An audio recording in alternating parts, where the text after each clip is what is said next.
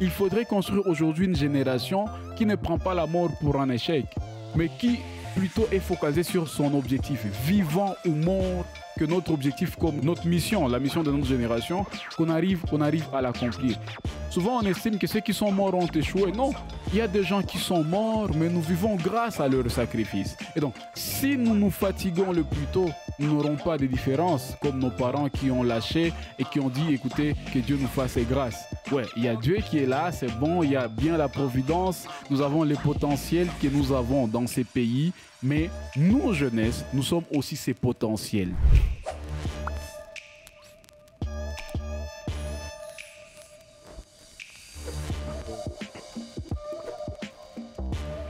Aujourd'hui, pour le NNP podcast de cette semaine, je pense qu'il m'a semblé important de parler d'un sujet auquel j'ai réfléchi pendant longtemps. Le sujet en question, c'est comment, en tant que jeune, on se prépare pour faire la relève de tout ce qui nous entoure, que ce soit dans le monde entrepreneurial, dans la gestion du pays, à tous les niveaux. D'un moment à l'autre, on sera destiné à prendre ces responsabilités-là. En tant que jeune, comment on se prépare? Mais avant de peut-être entrer dans le vif du sujet, j'aimerais à ce que tu puisses faire la présentation qui te convient le mieux. Parce que s'il faut que je commence à te présenter, peut-être que je ne saurais pas. Je sais que tu as plusieurs casquettes, mais avec lesquelles aujourd'hui tu aimerais que les gens te connaissent. Alors, merci déjà pour l'invitation. Je pense que c'est un plaisir partagé. Et moi, je suis Jacinthe Marifa. Je commence par dire que je suis artiste slameur parce que c'est ma plus grande fierté. Après, je suis également engagé dans le monde humanitaire et également, je suis des formations politologiques, ça veut dire j'ai fait la science politique, plus particulièrement la gouvernance, la sécurité et la défense. Je pense que ça me convient le mieux de les dire de manière brève comme ça.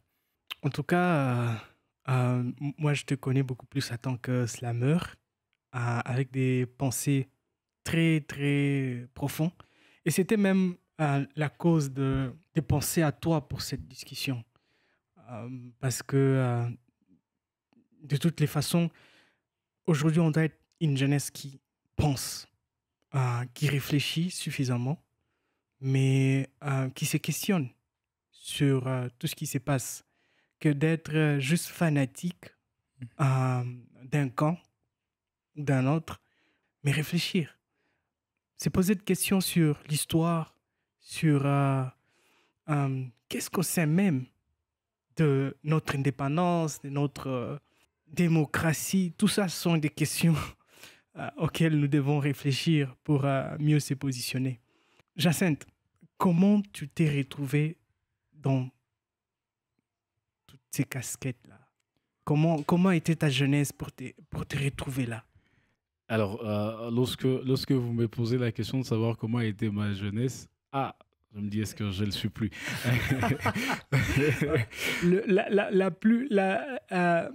La jeunesse de jeunesse. Ouais, la jeunesse de jeunesse, ouais, je comprends. Alors moi, je passais ma jeunesse vraiment ancrée dans la culture. Et quand je parle de la culture, c'est que j'ai d'abord été en contact dans un premier temps avec le monde du génie en herbe, qui m'a permis de découvrir la littérature, la politique, les cinémas, l'histoire de la RDC et de l'Afrique. Et c'est à partir du génie en herbe que je me suis au fait envolé vers les autres domaines. C'est à partir du génie en herbe que je me suis intégré dans dans les systèmes qui est les nôtres et surtout dans des milieux juvéniles, dans des associations, dans des organisations. Mais je peux dire que ce qui m'a le plus forgé et qui m'a d'ailleurs conduit au génie en herbe, c'est la radio de mon père. Donc, depuis que je suis tout petit, j'étais toujours proche de mon père parce qu'il avait une radio. Pas parce que je voulais être proche de lui, mais parce qu'il avait une radio. Et moi, ce qui m'intéressait, voilà, c'est mémoriser ces noms des journalistes, ces fréquences, écouter ces débats. Et je pense que c'est ce qui m'a forgé et qui m'a donné une certaine manière de voir le monde et qui m'a ouvert un peu à la lumière de ce que nous avons aujourd'hui comme système, qui a un peu aussi construit mon esprit critique. Et je me suis lancé déjà dans la poésie alors que j'ai commencé l'école secondaire. J'ai commencé à griffonner des petits poèmes.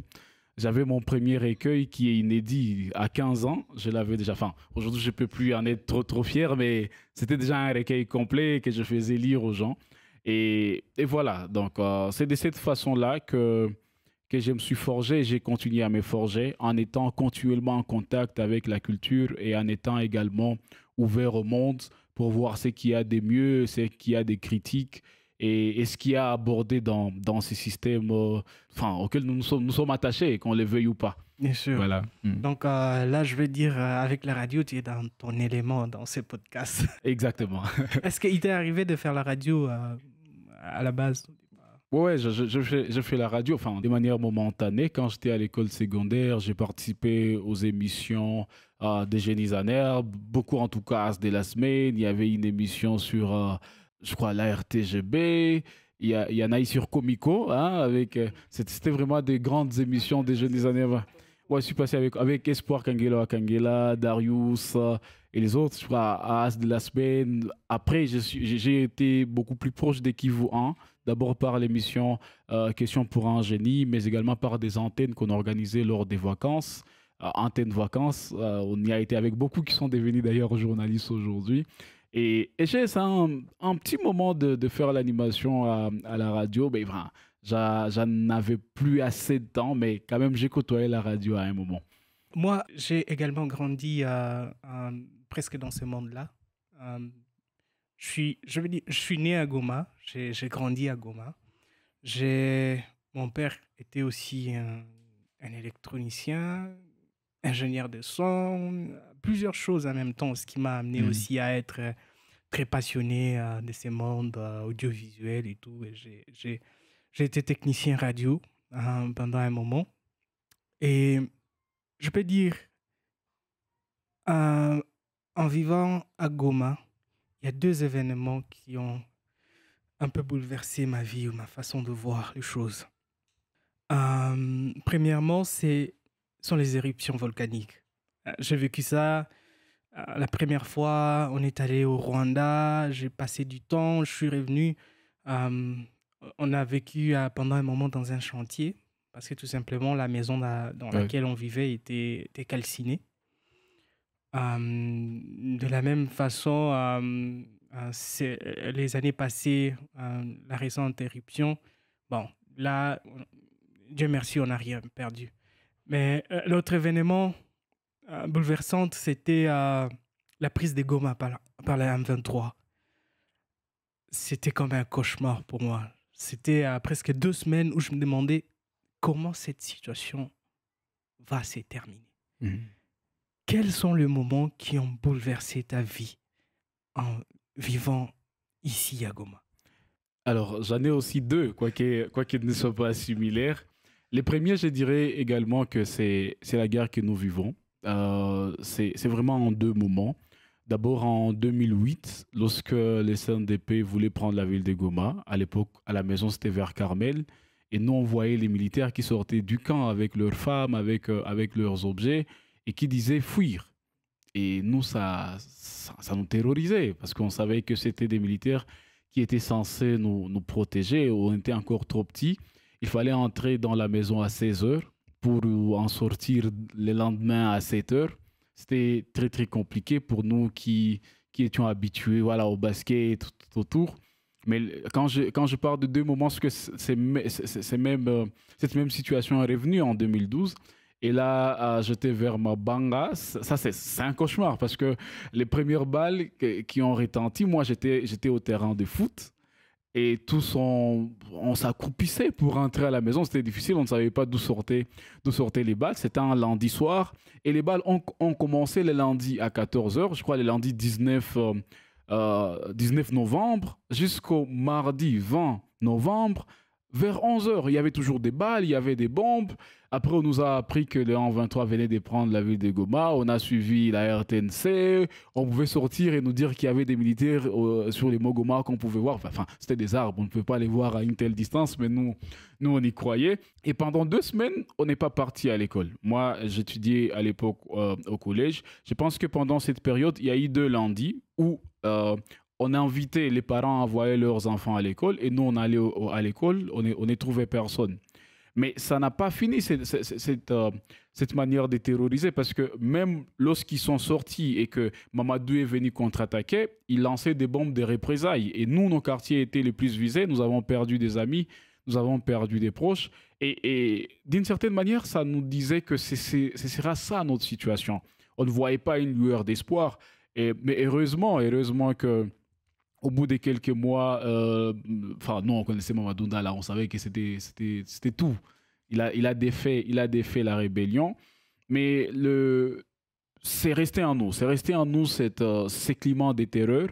Et malheureusement, ça n'a pas tari parce que quand bien même il n'y a pas de rebelles, nous, en 2015-2016, lorsqu'il y avait tentative de changer la constitution, nous étions dans les quartiers où c'était l'ébullition, où les manifestants s'en prenaient aux policiers et des policiers et des militaires qui descendaient dans des quartiers et qui tiraient à balles réelles.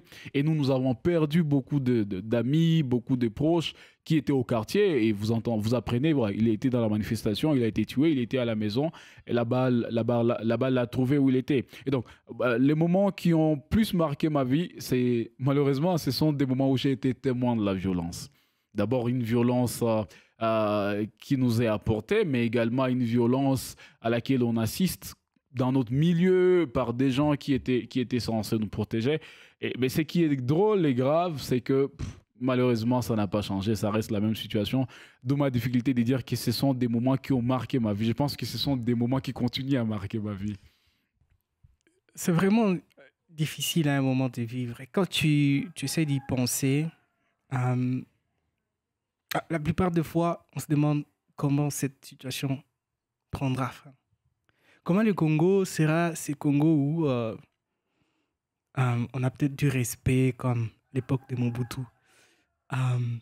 Est-ce qu'il t'arrive de penser de comment cette situation pourra changer? Exactement, exactement. C'est la réflexion que j'ai tout le temps. Mais en même temps, chaque fois, je me dis, c'est pas par là qu'on doit commencer. On ne doit pas commencer par se poser la question de savoir comment cette situation va changer. Il faut plutôt commencer par la question de savoir comment cette situation est arrivée. Et quand je me pose cette question, je trouve que nous ne nous sommes pas préparés comme peuple à assumer des grandes responsabilités comme peuple.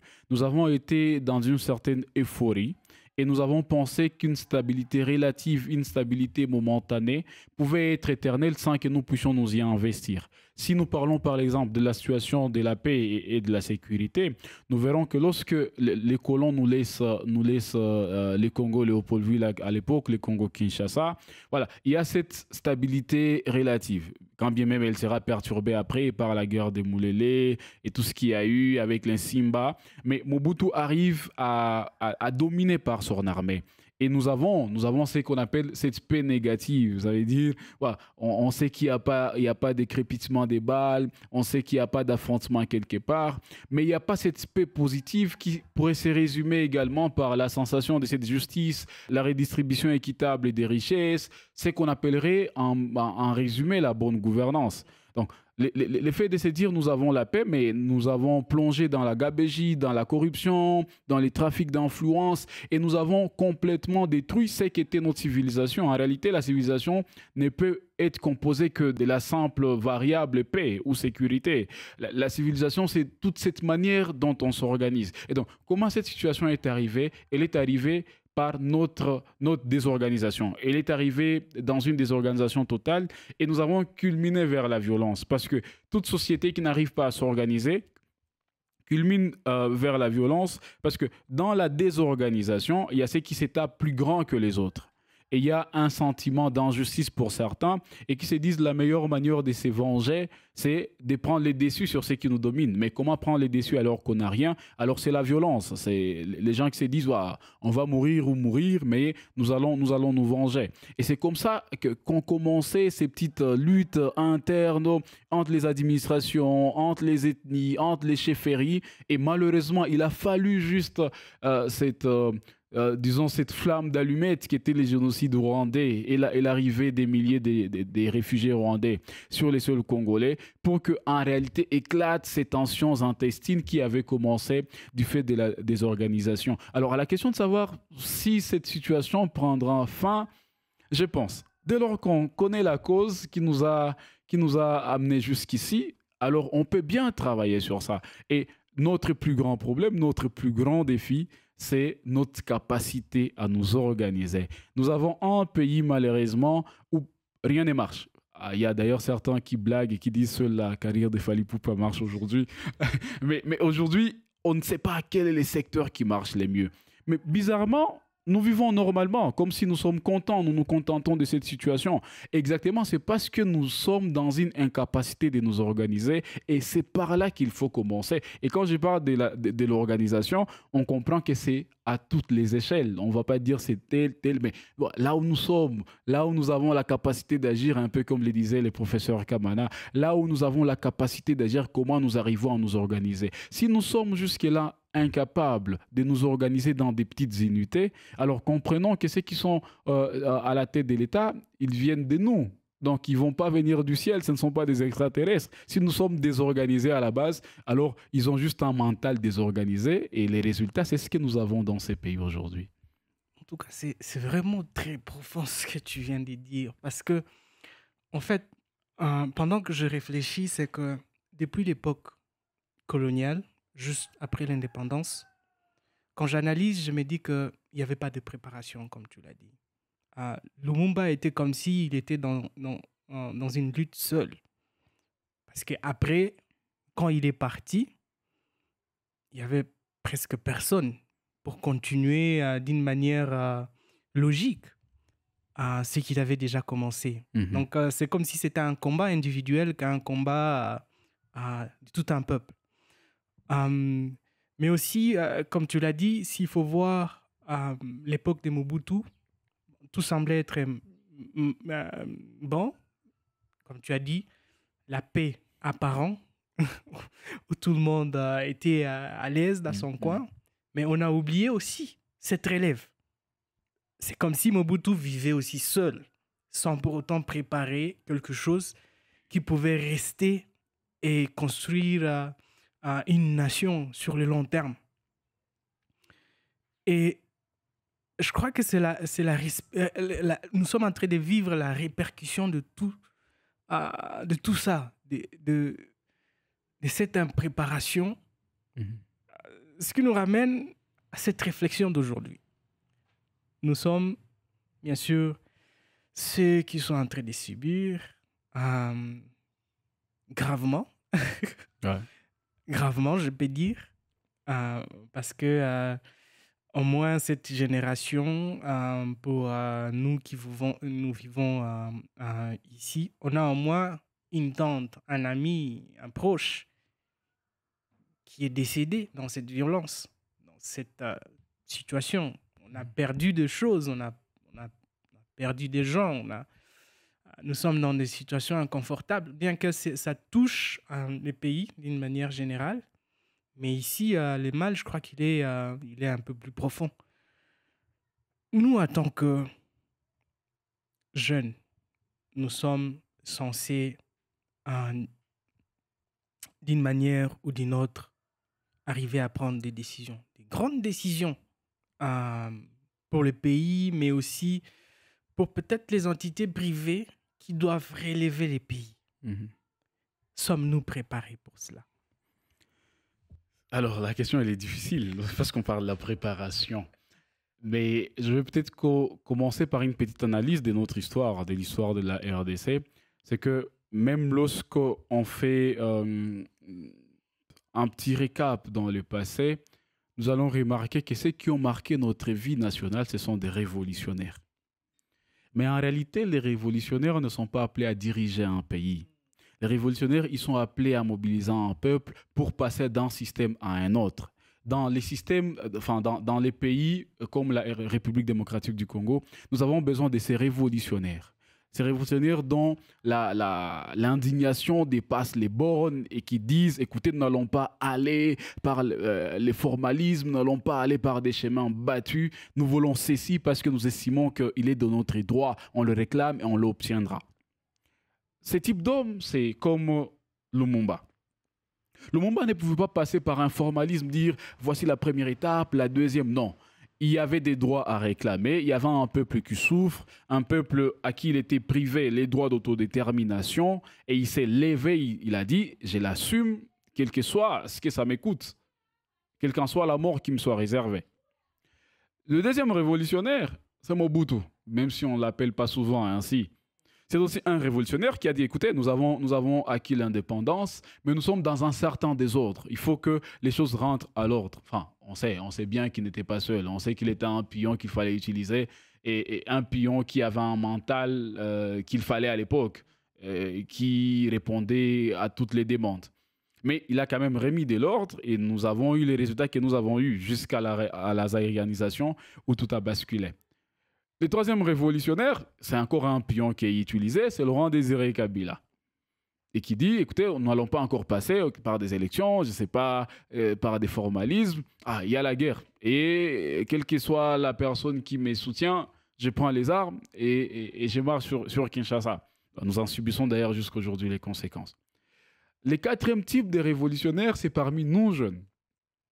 Nous qui pensons aujourd'hui qu'il faut un changement radical, qu'il ne faut passer par aucune personne, par aucune voix, qu'il faut s'élever, voilà, combattre, voilà, et avoir le Congo nouveau dont on a besoin. Ces quatre types de révolutionnaires, nous en avons besoin, mais pas pour longtemps. Nous en avons besoin pour effrayer les systèmes en place, pour les bousculer. Parce que plus le système il est à l'aise, plus il va nous abrutir et il va créer beaucoup plus de fatigués que des guerriers, un peu comme le disait Paul Valéry. Donc, il faut ces révolutionnaires qui rappellent tout le temps que nous pouvons nous relever. Mais ceux qui dirigent un pays, ceux qui conduisent un pays vers son essor économique, politico-social, ce ne sont pas les révolutionnaires.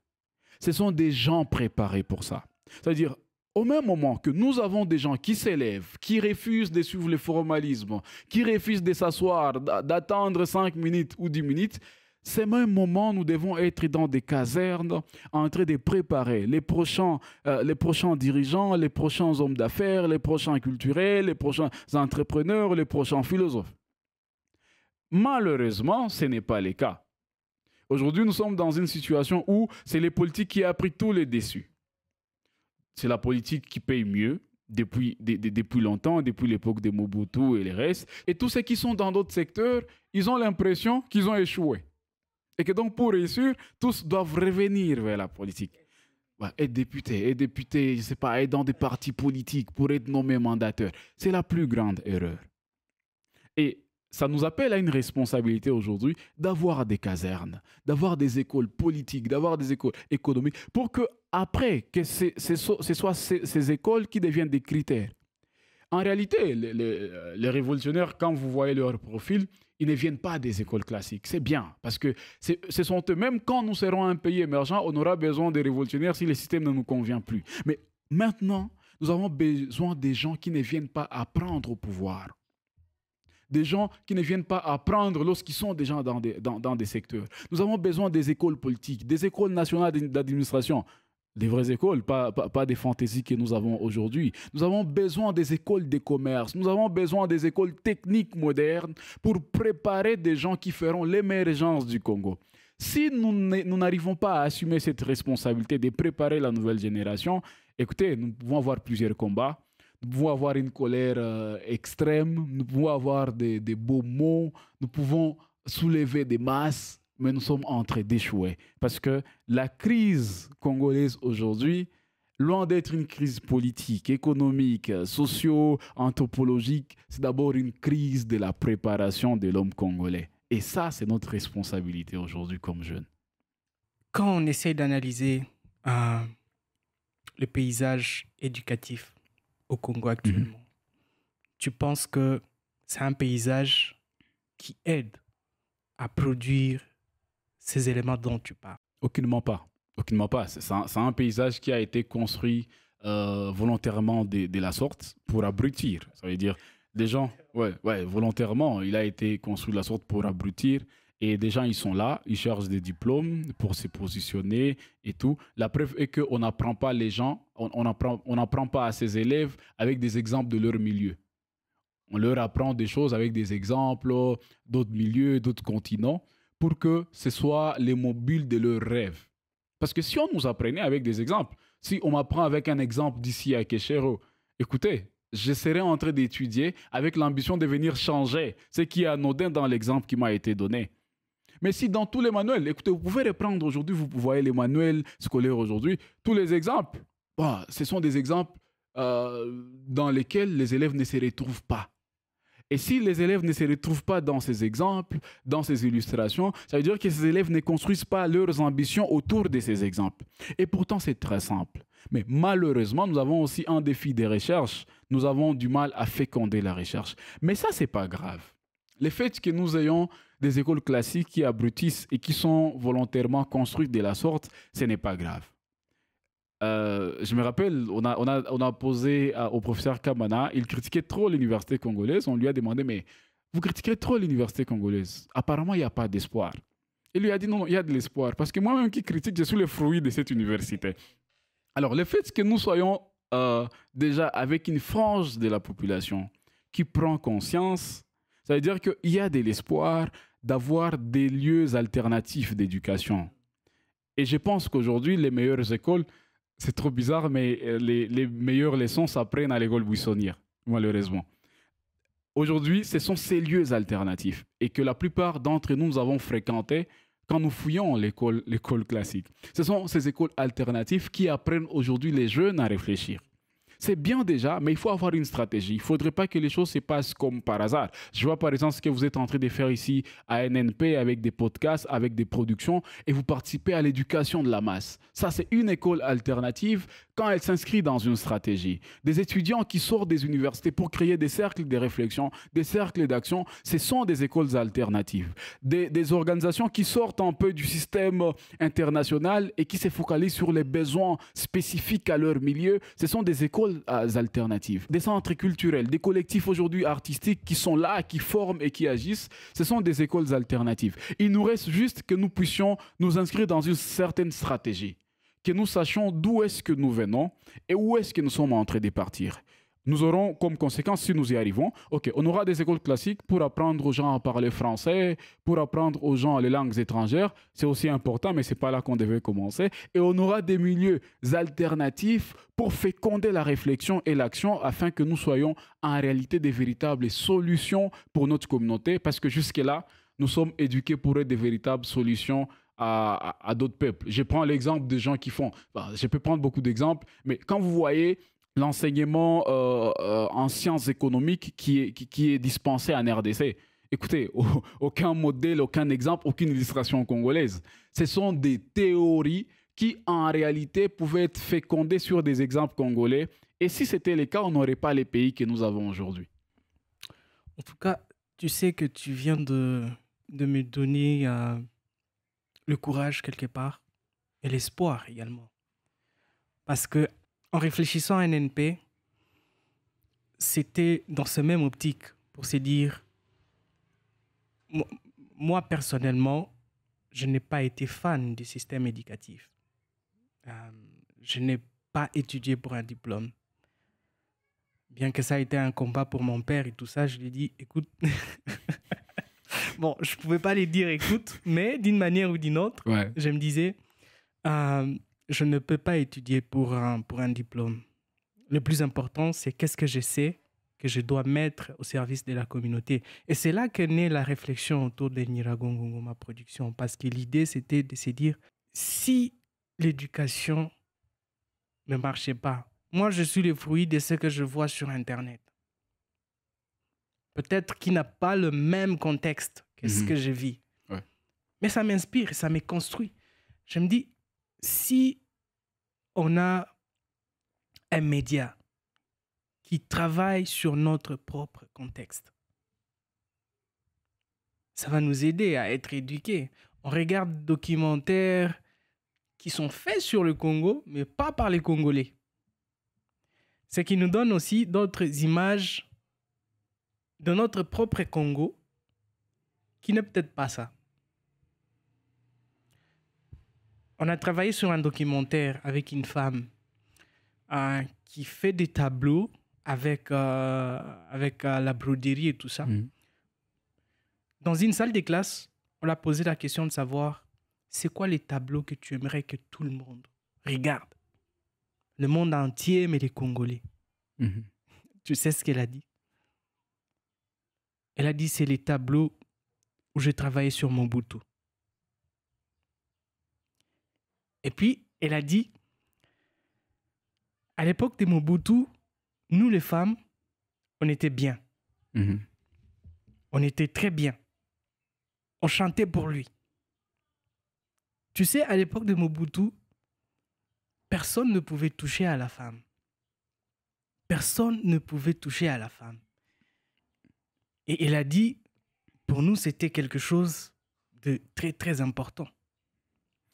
Alors, avec tout ça, à un moment donné, quand on nous parle de Mobutu, le dictateur, ça reste la chanson que nous avons. Et nous, comme on est trop fanatiques, je peux dire le Congolais, c'est les premiers fanatiques, hein. On oublie de questionner l'histoire, de rentrer dans l'histoire, de comprendre. À l'époque, peut-être belge, qu'est-ce qui marchait, qu'est-ce qui ne marchait pas? Pourquoi ceci marchait, pourquoi cela ne marchait pas? Qu'est-ce qui était mal, qu'est-ce qui était bon? Pourquoi c'était bon, pourquoi c'était mauvais? Et on reste juste dans le côté où on nous dit ça, c'était les plus mauvaises choses qu'on pouvait vous faire. Exactement. Mais on oublie d'analyser, de se dire, ok, si on a fait ça, si Mobutu a fait ça, si les Belges ont fait ça, c'était quoi la faille de nos ancêtres? Et moi, je pense qu'il faut aussi tenir compte des combats en présence. Il y a Sékou Touré qui disait que quand les systèmes commencent à détester votre dirigeant, c'est qu'il est bon. Lorsqu'ils commencent à l'aimer, c'est qu'il n'est pas bon pour vous. Et moi, ça me fait réfléchir un peu parce que l'histoire des Mobutu dictateurs, on a commencé à les forger dans la sphère internationale quand on n'avait plus besoin de lui. Mais quand on avait besoin de lui, on fermait les yeux sur tout ce qu'il était.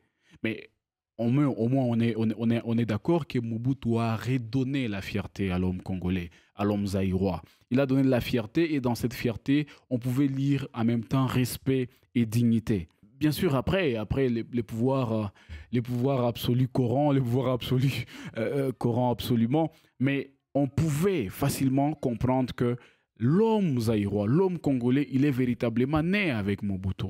Donc, aussi comprendre notre histoire, c'est éviter de la comprendre de manière saucissonnée, ça veut dire ce qui nous arrange aujourd'hui. Et je pense que dans les parcours de Mobutu, il y a toutes les leçons à tirer sur ce qu'il faut pour ces Congos et ce qu'il ne faut pas pour ces Congos. Mais le plus important, et je pense que la faille jusque-là, c'est la préparation de la relève, comme vous le disiez. C'est-à-dire nos ancêtres, ils ont été là, ils investissaient dans leurs enfants, ils investissaient dans leurs fils, dans leurs filles.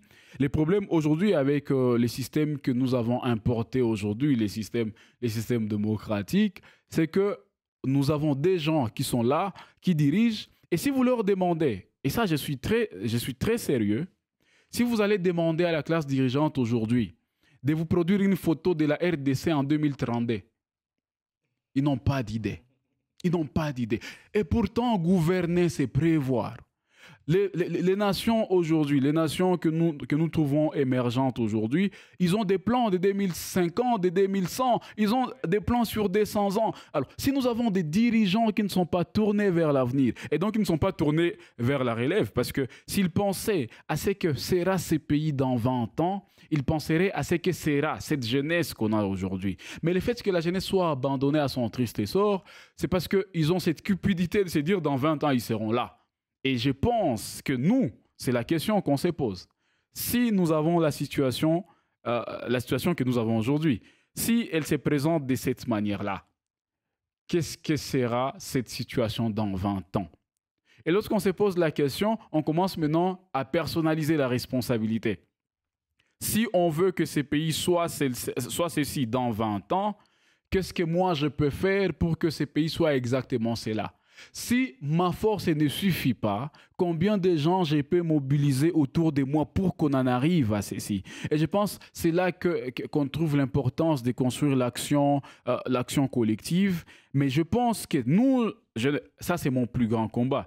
Souvent je me dis, est-ce que nous n'allons pas aussi arriver à ces stades où nous serons confortables dans la lassitude, dans la fatigue?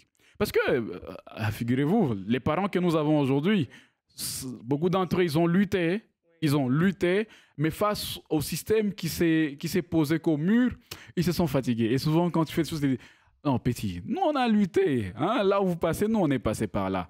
Et moi, mon plus grand combat, c'est de ne pas me fatiguer avant d'arriver. Et peut-être, les soucis aussi, c'est quoi? C'est que dans notre situation, dans notre pays aujourd'hui, souvent, on estime que ceux qui sont morts ont échoué. Non. Il y a des gens qui sont morts, mais nous vivons grâce à leur sacrifice. Et donc, il faudrait construire aujourd'hui une génération qui ne prend pas la mort pour un échec, mais qui plutôt est focalisée sur son objectif, vivant ou mort, que notre objectif, comme notre mission, la mission de notre génération, qu'on arrive à l'accomplir. Si nous nous fatiguons le plus tôt, nous n'aurons pas de différence, comme nos parents qui ont lâché et qui ont dit, écoutez, que Dieu nous fasse grâce. Ouais, il y a Dieu qui est là, c'est bon, il y a bien la providence, nous avons les potentiels que nous avons dans ces pays, mais nous, jeunesse, nous sommes aussi ces potentiels. Et l'important pour nous, c'est d'avoir une stratégie. Que ceux qui prennent conscience, c'est déjà bien. Le fait que nous prenions conscience de ne pas être organisés, c'est déjà bon. Mais ce qui suit après, c'est de nous organiser. C'est d'organiser des synergies, des réflexions et d'actions autour d'une stratégie. L'importance d'avoir une stratégie, c'est quoi? C'est que nous pourrons nous évaluer. 5 ans après, nous dirons, écoutez, ces 5 années, nous avons fait ceci, mais où est-ce que nous en sommes? Que pouvons-nous faire les 5 autres années? Parce qu'on peut avoir cette prise de conscience, on peut avoir cette organisation, ces initiatives, mais si c'est de manière disparate, ça ne pourra pas aller. Qu'on sache aujourd'hui qui sont dans la technique, qui sont dans la politique, qui sont dans l'économique, que nous puissions nous connaître, que nous puissions nous partager de la force, que nous puissions nous partager l'énergie, que nous puissions nous promouvoir et que nous puissions chaque fois évaluer. C'est comme ça que notre génération peut changer les choses parce que notre génération n'a pas de pouvoir politique et n'a pas de pouvoir militaire, mais je pense que notre génération a les pouvoirs du mental et c'est ce qui manque à ceux qui nous ont précédés.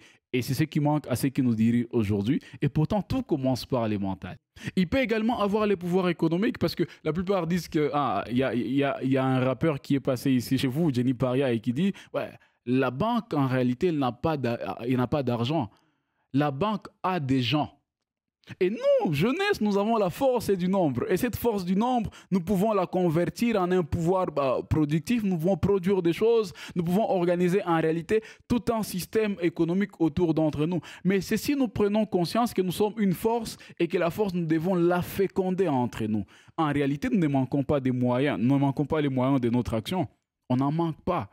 Qu'on prenne juste conscience qu'il faut qu'on agisse. Et pour qu'on agisse, il faut avoir les moyens de notre action. Où est-ce que nous allons les trouver? C'est entre nous. Les capitales intellectuelles que nous avons en réalité, c'est l'étape qui vient avant les capitales économiques. Il suffit juste de les convertir et je pense que c'est la mission première pour nous aujourd'hui. C'est pourquoi j'ai insisté sur l'importance de ces lieux d'éducation alternative parce que ce sont ces lieux qui rappellent aux jeunes ce qu'ils ont.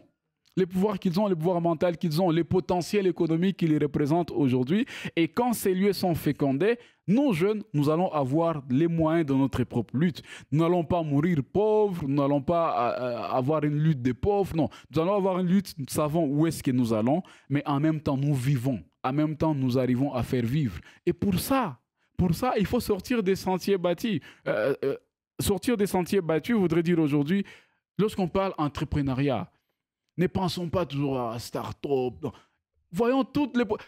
Il y a les lacs à côté de nous. Quels sont ces jeunes qui s'organisent pour organiser la pêche? Il y a des terres à côté de nous, même s'il y a l'insécurité. Comment on s'organise? Je crois que c'est ça. C'est une compréhension de de l'entrepreneuriat, de ce que c'est une start-up, tout ça. Mais je crois que la dynamique, jusque-là, elle est bonne. Et elle est bonne. Et vous avez parlé de la maman, par exemple. La compréhension voudrait dire quoi? C'est choisir des modèles. On dit que nous avons une crise des modèles, nous avons une crise des repères, mais ce n'est pas vrai. Vous trouverez un jeune entrepreneur qui trouve son inspiration dans un livre, c'est pas Père riche, Père pauvre, comment avoir de l'argent. Mais prenons les choses au sérieux. Nous avons combien de mamans dans cette ville qui font le commerce de la braise depuis 20 ans, qui ont excellé, qui ont acheté des terrains, qui ont des boutiques. Mais ce sont là nos modèles. Des mamans qui tiennent des restaurants depuis 10 ans et qui émergent, ce sont là des modèles. Mais le système éducatif qui nous abrutit nous dit que le modèle, c'est quelqu'un qui a réussi, je ne sais pas, en Pennsylvanie, c'est quelqu'un qui a réussi à Ottawa. Mais écoutez, les contextes dans lesquels nous sommes aujourd'hui nous donnent aussi l'opportunité de découvrir nos repères, nos modèles. C'est auprès de ces modèles que nous devons aller nos ressources. Parce que nous sommes dans le même contexte. Après, je n'interdis pas aux gens de se cultiver, mais j'appelle plutôt nos compères à avoir les deux pieds sur terre, à faire une bonne analyse du contexte. Et en réalité, on remarquera qu'on a tous les potentiels ici. C'est souvent juste le manque de ce courage de les exploiter. Si je peux peut-être tirer un peu de conclusion par rapport à ce que nous avons discuté, pas tirer de conclusion, mais faire un petit résumé, c'est que ce que vous avez dit, les changements vont commencer par la prise de conscience. La prise de conscience de nous en tant que jeunes. Mais cela aussi doit avoir des bonnes bases. Des bases éducatives où il faut que nous ayons un système éducatif solide. Bon, sur le plan public, c'est un problème, mais je crois que sur le plan privé, il y a quand même des écoles qui commencent à se moderniser, qui commencent à faire un peu des programmes qui sortent de l'ordinaire. Ce qui est c'est trop petit, mais c'est quand même une bonne chose, l'éducation. Le plus dur, c'est de commencer. Si on commence déjà, c'est... Oui.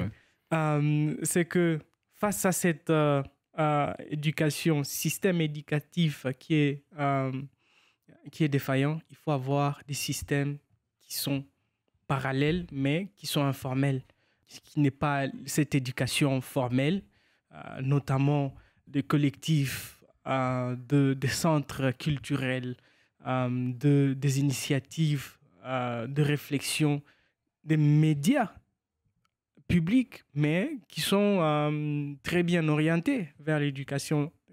À l'instar des NNP, oui. À l'instar des NNP, oui. Bien sûr. Mais aussi ces initiatives des jeunes, ce qui est une bonne chose. Mais aussi, la troisième chose sur laquelle on a peut-être pensé, c'est les secteurs privés. Les secteurs privés qui doivent être solides. S'il est solide et fort, il peut amener à des changements significatifs.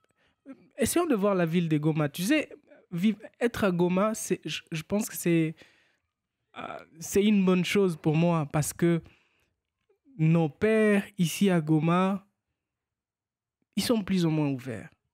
Ils sont plus ou moins un regard tourné vers l'avant, ce qui est une bonne chose parce que tous les changements que nous voyons autour de nous, c'est que ce sont ces pères-là qui ont investi dans la ville, malgré les défis de la ville.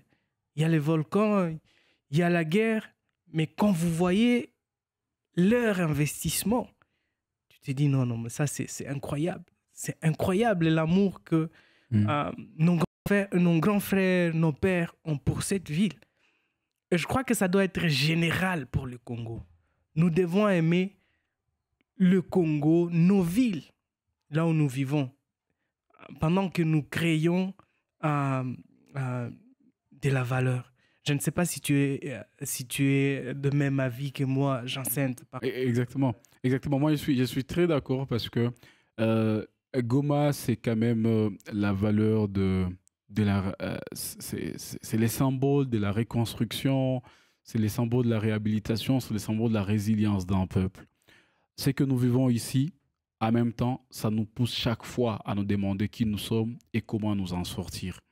Et Goma, moi, j'ai pas peur de le dire, c'est la capitale aujourd'hui de l'intellect. Quand vous voyez la manière dont les jeunes réfléchissent à Goma, la manière dont ils entreprennent, les initiatives qui prennent naissance à Goma. Écoutez, Goma, c'est une ville où il faut conseiller aux gens d'aller se ressourcer.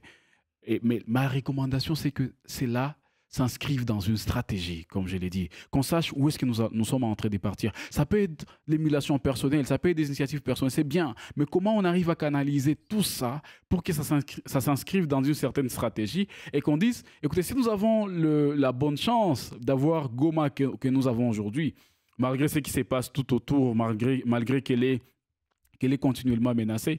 Si nous avons cette chance, comment on peut projeter les 10 prochaines années? Et je pense que c'est l'invitation que moi je peux faire à la population de Goma. C'est l'invitation que je peux beaucoup plus faire aux jeunes de Goma. Que, ouais, que nous arrivions à féconder ces initiatives personnelles. Ça permet à Goma de se relever, mais que nous puissions les inscrire dans une stratégie collective pour sauver les Congos. Parce que à des moments, j'ai l'impression que le Congo attend Goma pour être sauvé. Quand bien même souvent on dit ouais, qu'on veut de la solidarité, Goma est menacé. Écoutez, ces gens vers qui nous crions trop souvent, ils attendent Goma pour être sauvés de leur mimétisme et de leur inertie. Et Goma peut être ces fers de lance de l'émergence du Congo.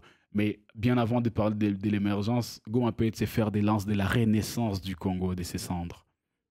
Ça, c'est, ça, c'est très profond. Euh, et je crois c'est le moment ou jamais. C'est le moment ou jamais où, en tant que jeune, partout au Congo, on doit se poser la question de savoir c'est quoi mon rôle dans ces Congos.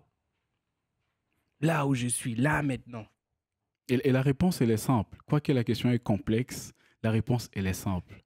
Quel est mon rôle dans ces pays? Quel est mon rôle pour ces Congos aujourd'hui? C'est de changer les choses. Et puis les gens disent, comment tu vas changer les choses? C'est simple. Commence là où tu es. Commence là où tu as la capacité de changer les choses, comme le dirait encore le prof Kamana.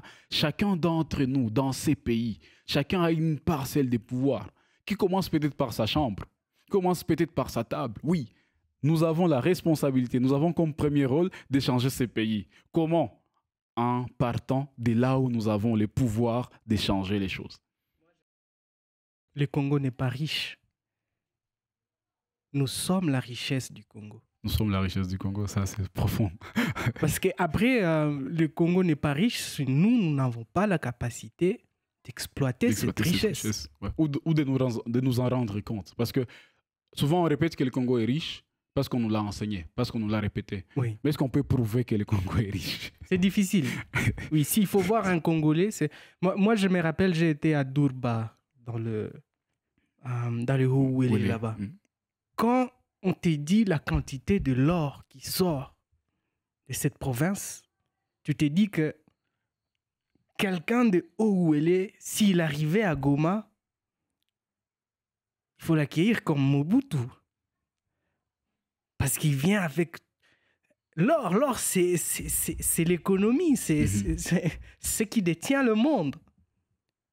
Mais quand tu y arrives, tu pleures. Les gens sont misérables. Tu te dis non, le Congo n'est pas riche. Et je pense que Laurent Cassine il est revenu dans son livre Ces vérités qui nous mentent. Et le fait de nous avoir répété que le Congo est riche, très souvent nous sommes pauvres, mais nous sommes juste riches de le savoir. Très pauvres, mais riches de savoir que le Congo est riche. Ça apporte quoi? Au lieu d'enseigner aux Congolais comment exploiter sa richesse qui est potentielle, parce qu'elle n'est pas richesse avant l'exploitation, on lui a juste appris à mémoriser le Congo est riche. Mais ça lui rapporte quoi?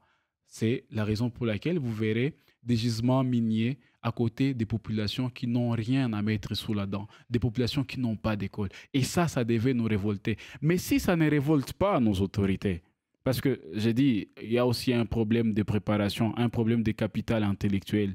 Si ça ne révolte pas ceux qui nous dirigent, ça devait nous révolter. Et le plus grand effet de cette révolte doit être, pas de vrai, le plus grand effet doit être de nous préparer pour changer les choses dans 2, 3, 5 ans, qu'après un certain nombre d'années, que cette situation ait changé. Là, c'est la meilleure des révoltes. Sinon, les colères que nous pouvons exprimer, les indignations, si ça ne nous révolte pas à l'action pour changer les choses, encore à l'action radicale, alors on a beaucoup de chances de finir parmi les fatigués. Et ce sera très dommage pour ces pays. Très dommage. En tout cas, je crois que c'est le moment. C'est pas plus tard. C'est pas demain. C'est pas, je sais pas, en 2025 ou 2050. C'est actuellement. Passons, je salue le mouvement de jeunes qui s'organisent à Goma, notamment des collectifs slam, avec le Goma Slam CGN, avec tous les autres. Ça crée des jeunes au moins qui pensent, mais aussi des jeunes qui ont la solidarité. S'il faut voir la solidarité qu'il y a autour des déplacés, autour de la situation qui se passe, et je crois que c'est une solidarité qui doit être contagieuse pour tous les Congolais. Exactement. Et je pense que lorsqu'on dit qu'il faut commencer aujourd'hui, la bonne nouvelle qui est là, c'est que nous ne sommes pas au point zéro. Il y a déjà des initiatives. L'invitation se résume à inviter les jeunes à rejoindre les initiatives, à en créer d'autres, à remettre en question celles qui existent déjà pour avancer. Je pense que même la raison de ces podcasts, ça montre exactement qu'ils ne sont pas au point mort. Il y a déjà une certaine dynamique qui a besoin de la force pour tourner. Et je pense que les dynamiques des jeunes qui existent autour de l'art, c'est pas Goma Slam Session, les Goma Dance, ils sont partout, les théâtres, les peintres, les humoristes, ils sont là, les dynamiques des organisations locales qui ont commencé, AGRDC, Goma Actif et tous ces jeunes qui se mobilisent, c'est pour nous rappeler qu'ils ne sont pas au point mort, que c'est l'occasion dont il faut profiter aujourd'hui pour décoller. C'est pas sûr que ce genre de moments, ce genre de situations reviendront. Mais la situation des défis, la situation des souffrances que nous connaissons aujourd'hui, ça nous permet de nous organiser, de réfléchir, de sortir de la boue. Et ça peut être une occasion pour se relever et ne plus jamais tomber. Alors profitons-en et mettons-nous debout ensemble. En tout cas, essayons d'en profiter pour tous les jeunes qui nous suivent, que ce soit à Lubumbashi, à Kinshasa, à Kisangani, dans les Bandundu, dans le Buta, très loin dans le Congo profond. Nous sommes la force de ces Congos. Et demain, nous serons les décideurs pour ces Congos. Soyons conscients de ce que nous devenons chaque jour qui s'élève. Sommes-nous en train de nous abrutir? Sommes-nous en train de devenir quelqu'un qui a de la valeur ajoutée pour ces Congos? Ça, c'est la grande question qu'il faut se poser. Parce qu'après, on accuse le manque de travail, la pauvreté. On peut en créer. On peut créer ce travail pour nous-mêmes. Même si l'État avait tout ce qu'il pouvait avoir, il ne peut jamais embaucher toute la jeunesse. Et d'une manière ou d'une autre, on doit créer cet emploi-là. Exact. Est-ce que nous sommes sur la voie de ceux qui créent de l'emploi ou ceux qui fanatisent? Ou ceux qui critiquent? Pendant qu'on critique, est-ce que nous sommes ceux qui voient des opportunités là où il y a de faiblesses, ou ceux qui juste restent à voir les faiblesses des autres sans rien faire? Et ça, c'est important parce que la bonne volonté ne suffit pas. Parce qu'on parle à toutes les jeunesses de la RDC, la bonne volonté ne suffit pas. La volonté de changer les choses. Hein? Je vois nos autorités aujourd'hui qui disent, ouais, et des gens qui disent, ouais, les chefs de l'État, les ministres et les gouverneurs, ils ont la bonne volonté. Ça ne suffit pas. Dans un pays comme les nôtres, on n'a pas besoin de bonne volonté. Nous avons besoin de la compétence. Et la compétence acquiert par la préparation. C'est-à-dire, nous jeunes, même si on peut avoir la bonne volonté, même si on peut être indigné, ok, mais sachant, comme on aime le dire, la bonne volonté, ce n'est pas une compétence. Pour que nous soyons compétents, pour qu'on change ces pays, il faut commencer par se préparer. Et pour se préparer, il faut commencer maintenant, comme vous le disiez. Il faut commencer maintenant. Lisez tout ce que vous pouvez trouver autour de vous. Regardez ce que vous pouvez regarder sur... bien sûr, sur YouTube, sur toutes ces chaînes-là. Et je crois qu'à un moment donné, on est en train de se laisser emporter par ces histoires de réseaux sociaux où il suffit juste que tu danses un peu et que tu fasses n'importe quoi, le nombre de vues augmente et ces gens-là te payent pour cet abrutissement. Ça fait partie du système éducatif. Ça fait partie du système éducatif où on vous montre que plus vous êtes vu, plus vous avez réussi. Plus vous avez des diplômes, plus vous avez réussi. Plus vous avez des vues sur... moi, je suis slameur et moi, ça ne me cause aucun souci que je produise un son et qui est sans vue. Ça ne me cause aucun souci. Parce que si je me dis, et moi, dans mes études, j'ai fait des longs sons. Si j'ai fait un son de 6 minutes et que quelqu'un a commencé de la première à la 6e minute, ça me suffit même ces 10 personnes. Ça fait quoi d'avoir des sons de 3 minutes où il n'y a rien, il y a des très bonnes cadences. On a 800 personnes, mais on a changé la perception des personnes parmi ces 800. Il faut alors plus se focaliser sur les fonds et des milieux alternatifs comme NNP permettent aux gens de se focaliser beaucoup plus sur les fonds que sur les superficiels. C'est très important. À l'allure où nous sommes, je crois qu'un jeune Congolais, je pourrais même exagérer, n'a pas droit à aller dans une boîte de nuit. On est suffisamment en retard. C'est juste compliqué. Si on ne s'élève pas, c'est que on est en train de laisser ces Congos à quelqu'un d'autre. Et il y a un facteur, parce que là, vous parlez des boîtes de nuit. La plupart n'y vont pas parce qu'ils les veulent. La plupart, ils vont parce qu'ils vont se refouler. Se refouler pourquoi? L'effet des stress, des traumatismes. Ils y vont parce qu'il n'y a pas d'autre réponse. Et ça, c'est un autre défi. On ne peut pas être dans un pays en guerre depuis 30 ans.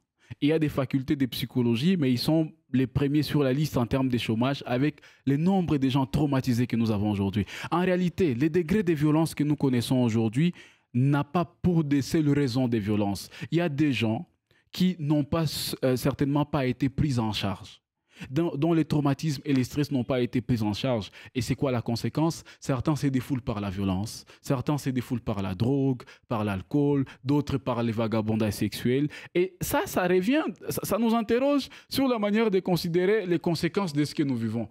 On est là, c'est comme si on vit normalement. On ne met pas de garde-fous. Et même ce que nous avions, au moins cette éthique, ce sens du respect de l'humain, nous sommes en train de perdre ça parce que les traumatismes sont en train aussi de détruire ce que nous avons encore d'humain en nous, malheureusement. En tout cas, je crois que je vais finir sur ces mots-là. Le traumatisme est en train de détruire ce que nous avons d'humain en nous. Essayons de voir un peu plus loin que ce que nous avons juste là, ce que nous voyons après notre aîné. C'est très important. Je crois que Jacinthe, c'était vraiment un très grand plaisir d'avoir cette discussion avec toi. Je crois que pour ceux qui vont suivre, ceux qui vont regarder ces podcasts, ça sera aussi bénéfique pour ceux qui veulent changer les choses au Congo. Ça sera tout pour cet épisode. Vous pouvez retrouver ces podcasts sur iTunes, pas iTunes, plutôt Apple Podcast, sur Anchor aussi, cette plateforme de Spotify. Aimez, partagez à toutes ces personnes que vous pensez doivent nécessairement suivre cette discussion. C'est très important. Retrouvons-nous la semaine prochaine avec un autre numéro du NNP Podcast. Je vous souhaite tout le meilleur possible en tant que jeune en République démocratique du Congo. Je crois que nous sommes une très grande force et restons cette force. Ou devenons cette force. Maintenant. Merci et à la prochaine.